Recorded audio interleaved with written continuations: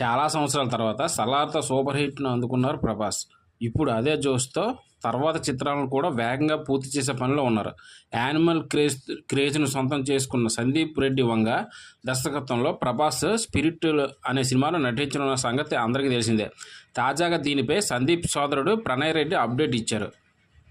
Animal విజయంపై ఓ ఇంటర్వ్యూలో పాల్గొన్న Pranay spirit విశేషాలు పంచుకున్నారు.